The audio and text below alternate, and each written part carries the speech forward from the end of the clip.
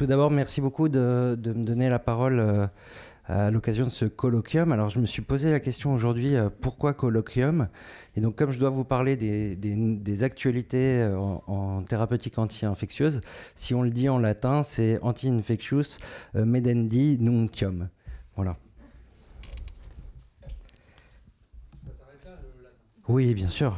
J'ai fait Google Traduction, hein, sinon j'en étais incapable. Alors la première chose dont je voulais vous parler, on va parler de deux domaines des antibiotiques et puis un domaine qui est une thérapeutique non traditionnelle. Dans les antibiotiques, la première chose dont je veux vous parler, c'est les lipoglycopeptides, et en particulier ces glycopeptides de longue durée d'action qui ont été développés il y a quelques années, qui sont disponibles en France depuis à peu près 2017. Il y en a essentiellement deux. Le premier qui s'appelle la dalbavancine, le deuxième qui s'appelle l'oritavancine. Grosso modo, c'est l'un et l'autre un équivalent soit de la Vanco, soit de la Teco, et qui ont une durée d'action longue, donc ce qui vous permet de faire une injection soit par semaine, soit tous les 15 jours. Celui qui a été le plus utilisé pour le moment en France, c'est la dalbavancine, qui a une demi-vie de 14,5 jours. Ça marche sur tous les staphes, qu'ils soient méties ou métières, les entérocoques fécalis, mais pas contre le fécium. Le schéma le plus fréquent qui est utilisé, c'est 1500 mg à J0, puis des réinjections. Il y en a qui font à J8, nous on fait à J15. Et puis ensuite, on adapte le rythme d'injection en fonction de la CMI de la bactérie et de la résiduelle, ce qui permet parfois d'étendre à tous les 21 jours, voire tous les mois. Le petit concurrent, c'est l'oritavancine. Alors là, c'était marqué commercialisation en attente, mais c'est déjà disponible. Et lui, c'est une injection toutes les semaines. La petite différence, c'est que la CMI modale sur les entérocoques est meilleure avec l'oritavancine et on peut l'utiliser sur le fécium. Excusez-moi. Donc, quelques expériences de vie réelle. Il y a cette étude, c'est Aurélien Dine qui avait coordonné cette cohorte nationale rétrospective où la dalbavancine avait été utilisée avec un taux de succès global qui frôle les 80%. Et comme vous pouvez voir, quelques infections vasculaires, quelques infections de cathéter, quelques bactériémies, quelques médiastinites. Globalement, et puis 20% d'endocardite avec ce succès global de 80%. Je suis désolé, j'arrive pas à le mettre en diaporama. J'espère que vous m'en voudrez pas. En Autriche, ils ont utilisé chez 27 patients sur des endocardites à coccigramme plus en relais avec 92% de succès, un décès, une résistance. Et puis en Espagne, 69%, diverses infections à coccigramme plus, souvent en relais, avec pas mal de succès. Donc grosso modo, jusqu'à présent, les schémas étaient peu standardisés. Maintenant, ils le sont bien dans l'os. Il reste à standardiser le schéma dans l'endocardite. C'est des molécules qui ont une bonne tolérance et qui permettent de renvoyer les malades et de les manager en hôpital de jour. Il y a actuellement, et on participe à cet essai, un essai clinique français qui est porté par Aurélien Dine et Bernard Castan, qui est le président de la SPILF, qui s'appelle l'essai DALICAT, dont on a déjà discuté entre nous. L'idée, c'est de montrer qu'on peut traiter les bactériémies à staph sur cathéter avec une seule dose d'antibiotiques, une seule dose de dalbavancine, et puis de faire repartir le patient. Les critères d'inclusion, c'est les patients qui ont au moins 18 ans, des hémocultures positives à staph doré, et puis une infection liée à un cathéter, même périphérique, retrait du cathéter, randomisation, traitement standard ou une dose de dalbavancine, et puis suivi des malades. L'étude est en cours, elle se terminera en 2026 et on est déjà à 4 ou 5 malades sur l'hôpital. La place des lipoglycopeptides dans l'endocardite, il y a des utilisations dans l'endocardite et les bactériémies avec des efficacités similaires au standard of care, que ce soit pour le SAMS ou pour le SARM. Il y a moins de données pour ce qui est streptocoque, généralement des bonnes tolérances, souvent, et c'est un des arguments commerciaux de la molécule, des grandes capacités de réduction des durées d'hospitalisation, des données de coût-efficacité, voilà. Quelques émergences de résistance sur des souches qui ont déjà des CMI limites à l'avant-co, qui peuvent aussi être d'aptoaires. Donc c'est comme tous les antibiotiques, hein, plus on les utilise, plus un jour on risque de croiser des bactéries qui ont un mécanisme de résistance, et ça fait émerger ces clones-là. Donc en pratique, pour le moment, la place des glycopeptides de longue durée d'action, c'est pas en première intention, mais ça peut se discuter de façon collégiale, en particulier si il y a des résistances à la méticilline ou des pénuries d'antibiotiques, et en ce moment on en a beaucoup, hein, la rifampicine, la lévofloxacine il n'y a pas très longtemps, et ainsi de suite.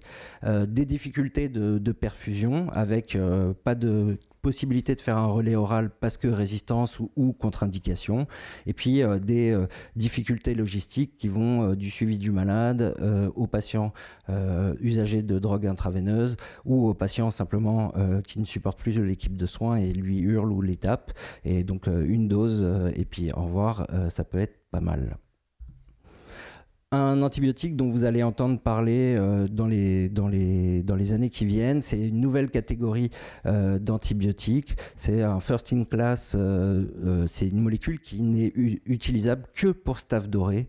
Et vous verrez aussi dans le futur que pour les grammes négatifs et puis pour d'autres types de bactéries, il y a tout un courant de nouveaux antibiotiques qui sont des molécules dédiées à une espèce donnée qui vont arriver progressivement sur le marché.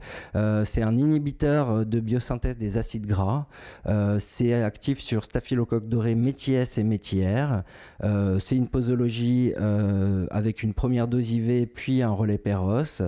On peut faire des fortes doses qui sont 2 fois la low dose.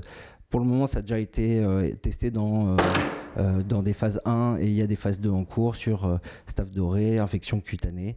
Et puis peut-être que d'ici 2, 3, 4, 5 ans, il y aura des premiers essais sur les relais oraux des bactériémies, et puis pourquoi pas les relais oraux des endocardites, et ainsi de suite. En tout cas, on arrive dans l'ère des antibiotiques ultra ciblés sur une seule espèce pour essayer d'éviter les impacts écologiques sur le reste des flores. Et puis on arrive à la partie que je préfère, qui est celle de la phagothérapie. La phagothérapie, qu'est-ce que c'est ? C'est utiliser des bactériophages pour traiter les malades. Les bactériophages, qu'est-ce que c'est ? C'est des virus qui sont des prédateurs naturels de la bactérie, qu'on trouve dans tous les écosystèmes, sur votre peau, dans votre bouche, dans vos selles. Quand vous buvez un verre d'eau ou que vous mangez, vous ingurgitez des bactériophages. Dans la nature, c'est une forme de régulateur, de chémostat des populations bactériennes. Ils sont inoffensifs pour les cellules humaines, même s'ils peuvent servir à phagocyter les bactéries une fois qu'ils sont fixés dessus, même si on est capable de produire des anticorps antiphages parce qu'on est en permanence exposé, mais en tout cas ils n'infectent pas les cellules humaines. Et les phages, qui sont tous à peu près composés comme ça d'une tête, d'une queue et de pattes, les pattes, c'est la partie ultra spécifique qui va reconnaître une espèce bactérienne donnée. Et puis pour les espèces qui sont les plus diverses, comme Escherichia coli, les Klebsiella, les Pio, eh bien, il faut avoir beaucoup de phages pour être capable de couvrir toute l'espèce, parce que c'est des espèces très diverses. Pour les produire, c'est simple, c'est de la fermentation, comme on fait de la bière ou de l'alcool. C'est-à-dire qu'on prend des bactéries, on prend du phage, on met des nutriments et on laisse les phages infecter les bactéries, détruire les bactéries, et puis on récupère ce qui reste. Si on regarde l'intérêt, c'est que un des intérêts, c'est l'impact sur les biofilms, puisque les phages sont capables de produire des enzymes qui dégradent le biofilm. En dégradant le biofilm, ils vont réexposer les bactéries qui étaient cachées, les coquines, et permettre de les réexposer soit aux antibiotiques, soit directement d'aller les infecter. Et puis là, vous avez des essais qui vous montrent la réduction de bactéries, soit en fonction de concentrations différentes d'antibiotiques, soit en fonction de phages ou pas. Tout ça pour vous dire, si on va un peu plus loin, que si on associe par exemple ici de la flucloxacilline avec des phages sur du biofilm, eh bien, vous voyez ici que quand on augmente la concentration de phages, la concentration de bactéries diminue progressivement. Si on met de la flucloxacilline, on a aussi un effet biologique. Et si on associe les deux, eh bien, on se rend compte que, en fonction de la concentration de phages et de l'antibiotique, il y a un effet synergique. Toujours à peu près la même chose, donc je ne vais pas aller beaucoup plus loin, mais tout ça pour vous dire que quand on met des phages pour des modèles d'endocardite, on va retrouver ces phages dans les végétations, dans le sang, dans la rate, dans le foie, dans le rein, et quand on associe avec des antibiotiques, eh ben on en retrouve un peu moins.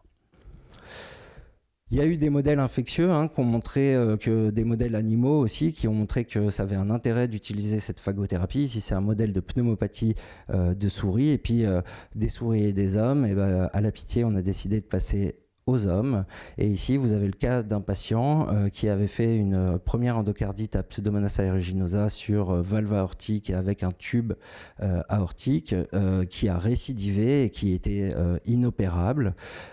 Et on a décidé tous ensemble, avec le patient et sa famille et son chirurgien référent, de proposer de retraiter par antibiotiques en associant une semaine de phage par voie intraveineuse. Et vous avez ici les magnifiques images de notre ami qui vous montre le PET scan que le patient a eu à J0, et je veux remercier Cécile Poudrou, une de nos collègues qui s'est démenée pour l'avoir dès l'entrée du malade. Et puis ensuite le PET scan à 3 mois, à 6 mois. On est maintenant à plus de 18 mois de suivi. Le patient est apyrétique, il a une CRPA2, il n'a jamais récidivé de bactériémie. Il est guéri de son endocardite, ce qui est un petit succès. Mais tout ça, c'est super bien, mais il y a d'autres collègues qui ont fait pour plus de malades. Ici, vous avez cette cohorte australienne où ils ont traité d'une part des cas compassionnels, d'autre part dans le cadre d'un essai clinique. Donc 13 malades. Vous avez des patients qui sont morts à J3, J6, J7, J15, J27 pour différentes raisons. Néanmoins, finalement, ils avaient 8 malades évaluables à J90, un décédé et 7 survivants. Vous voyez ici que c'était des malades qui étaient globalement sévères, tous avec des infections à staphylocoque doré, et vous avez des patients parmi ceux-là qui ont tous été guéris, qui avaient des probabilités de décès qui étaient pour certains de l'ordre de 90%, et la phagothérapie a permis pour une partie d'entre eux, en tout cas ceux qui sont allés au bout du suivi, 7 sur 8, de survivre. Ils ont fait de la pharmacocinétique pour voir où est-ce qu'on détectait les phages, où est-ce qu'on les détectait, en sachant que c'est compliqué parce qu'on peut détecter l'ADN par PCR sans pour autant qu'il y ait des virus fonctionnels. Donc ça, c'est tout un domaine sur lequel on doit travailler, c'est la pharmacocinétique de la phagothérapie. Néanmoins, on voit une augmentation progressive des phages, une diminution des bactéries, et puis petit à petit des choses qui s'éteignent, et puis on peut détecter de temps en temps des anticorps antiphages. Tout ça pour venir à l'essai dans lequel, grâce au groupe Action et grâce à Najib et toute l'équipe de l'endocardite team de la Pitié auquel nous participons, de même que Bichat, de même que Henri Mondor, qui sont les porteurs du projet. Donc en fait, voilà, c'est une grande famille. C'est un essai qui est donc porté par Faxiam, qui est l'industriel, coordonné par Pascal Lim, auquel on a le plaisir de participer, même si pour le moment on n'a pas encore réussi à inclure un malade, à la Pitié. pas l'étude, il y a déjà des malades inclus. C'est un essai donc de phase 1 qui est vraiment un essai de PK pour les endocardites à staph doré, que ça soit valve native ou valve prothétique. L'idée c'est que les patients qui doivent être opérés doivent recevoir des phages de J1 à J3 avant le bloc, et il y a des prélèvements de PK dans le sérum, et puis des prélèvements de valves pour voir si on retrouve les phages au niveau des valves. C'est les premières étapes vers des futurs essais cliniques de phagothérapie dans des infections graves et complexes comme les endocardites peuvent l'être. Voilà, je crois que je suis bientôt à la fin. Juste pour vous dire qu'à l'heure actuelle, la phagothérapie, c'est quand même une réalité, même si c'est compliqué. Grosso modo, si vous avez une infection à staph doré ou à Pseudomonas aeruginosa, vous appelez votre microbiologiste, il envoie la bactérie à l'industriel qui va faire un phagogramme, c'est l'équivalent d'un antibiogramme, et va vous dire s'il a des phages actifs ou pas. S'il a des phages actifs, là c'est assez facile. On fait une réunion avec la NSM, on définit le protocole thérapeutique, les modalités, la durée, la posologie. C'est envoyé à la pharmacie. Il faut que votre pharmacien soit d'accord pour reconstituer les phages et endorser sur ses épaules la responsabilité d'aller en prison avec vous si la famille se plaint à la fin. Et vous administrez le traitement au patient. Donc ça prend 4 à 10 jours quand ça fonctionne normalement. Ça demande à peu près entre 20 heures quand on a l'habitude et 40 heures de travail en amont jusqu'au moment où on va réussir à administrer le premier traitement. Le problème, c'est quand l'industriel français que la NSM connaît et qui a des phages vous répond je suis désolé, mais j'ai pas de phage actif sur la bactérie, ou que c'est ni un staph doré ni un Pseudomonas aeruginosa. Dans ce cas-là, il faut sortir son petit calepin et puis appeler tous les phage providers et les copains qu'on peut connaître partout dans le monde et essayer de trouver un endroit où, 1, il y a des phages, 2, ils peuvent tester votre souche, 3, ils les produisent à peu près de façon correcte pour que un jour la NSM accepte de les importer. Et là, ça peut prendre entre 15, j'avais mis 200 jours parce que c'était au moment où j'ai fait la diapo, mais maintenant on en est à 350 jours. Donc vous voyez, ça peut prendre du temps et parfois ça n'arrive jamais. Tout ça pour dire que la phagothérapie, si on veut pouvoir en faire, il faut produire des phages, et ça c'est tout un projet qu'on porte avec des collègues de toute la PHP, en particulier Jean-Damien Ricard et ses équipes, Catherine Eckert en microbiologie et moi. Ça fait plus de 4 ans et puis des gens de la DRCI de la PHP, ça fait plus de 4 ans qu'on travaille sur ce projet. L'idée c'est de construire un Phago Center qui sera un hub dans lequel il y aura de la recherche et développement, du développement de collections de phages, du criblage de phages, du phagogramme. On travaillera sur des formulations, des capacités de diagnostic, de recherche clinique et de soins. Et comme on a décidé qu'on essayait d'être moins bête que d'habitude. On a des collègues qui sont déjà engagés et parfois plus avancés que la PHP dans ce domaine-là. Et donc, on a décidé d'aller les voir et de travailler ensemble plutôt que de faire de la guéguerre et de la compétition. Et donc, on avance main dans la main avec l'équipe de Lyon qui a un gros projet qui est déjà en cours, qui s'appelle Phage One et Phage in Lyon. Eux, ils ont déjà une unité de bioproduction et donc l'idée, c'est qu'on se partage les espèces bactériennes. On espère que d'autres hôpitaux nous rejoindront pour qu'on ait vraiment un équivalent d'établissement français du phage avec différents endroits où on travaille là-dessus. Tout ça pour développer des phages utilisables en compassionnel, puis en recherche clinique.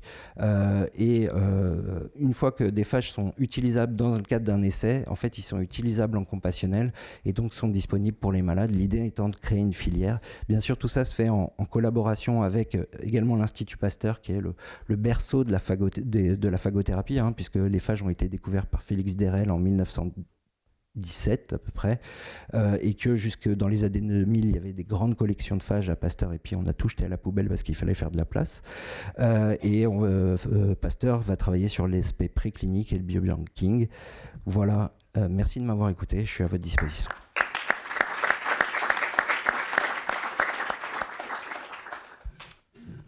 Merci Alexandre, je crois que tu crois aux phages, me semble. I believe in it. Non, juste une question sur l'étude à laquelle on participe. Je crois qu'elle est temporairement arrêtée. Est-ce que tu as du nouveau? Oui, il y a 27 minutes, nous avons reçu un mail pour nous dire qu'elle était réouverte. D'accord. Bon, on va essayer d'inclure un malade. OK. Est-ce que vous avez des questions? Oui. Attends, juste une seconde.